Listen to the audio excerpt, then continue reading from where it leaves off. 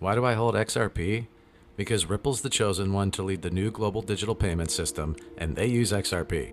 In 2013, the Federal Reserve began looking for faster payments options. 2 years later, an action plan was born and a federal payments task force was created. It included one company focused on crypto, Ripple. In 2014, the World Bank and Better Than Cash Alliance, which includes the Bill and Melinda Gates Foundation, Clinton Global Initiative, and the governments of 32 countries, put out a report called The Opportunities of Digitizing Payments. 1 year later, the Better Than Cash Alliance featured one crypto company on their website, Ripple. Today, Better Than Cash Alliance and all other UN initiatives are focused on a single agenda, the Sustainable Development Goals for 2030. You can see the SDGs logo on Bill Gates' lapel, world-leading companies, the Better Than Cash Alliance website, and on the UN's official exchange, Exchange. What crypto is Exchange officially utilizing for their carbon credit solution? XRP. The world will move to a new international standard for exchanging electronic messages between financial institutions by 2025 called ISO 20022.